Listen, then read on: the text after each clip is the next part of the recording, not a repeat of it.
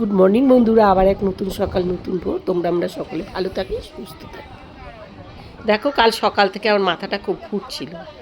এমন টাইমে আমার এক গুরু বোন ফোন করে বলল যে গুরুদেবের অনুষ্ঠান আছে। ঠিক কোনোরকমভাবে গুরুদেবের কাছে চলে গিয়েছিলাম।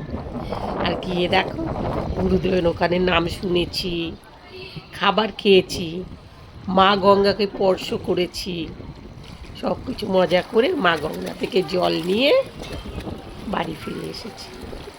শরীরটা তখনও টলমলো খাচ্ছিল। কোনোভাবেই উঠে দেখো না, মাথা ভর্তি তেল, একদম মাথা ভর্তি তেল দিয়ে আমি শুয়েছিলাম। আর ওই টাইমেই গুরুবোন ফোন করেছে যে গুরুদেব টেনেছে কালকে, আর কি চলে গেছি গুরুদেবের কাছে। অনেক বছর যাওয়া হয় না গো, এখান থেকে যে ব্যাঙ্গালোরে গিয়েছি সেই থেকে আর গুরুদেবের কাছে আমার যাওয়া হয়নি। এই এতদিন বাদে ওই গুরুবোন ফোন করাতে, তোমরা ওই গুরুবোনকে চিনবে, এর আগে আমি গুরুবোনের ভিডিও দিয়েছিলাম। ছেলে মেয়ে নিয়ে সবাইকে নিয়ে এসেছিল আমাদের বাড়িতে। ওই গুরুবোন ফোন করেছিল। ওই গুরুবোনের সাথে চলে গিয়েছিলাম সুকচর গুরুদেবের আশ্রমে, শ্রী শ্রী বালক ব্রহ্মচারী।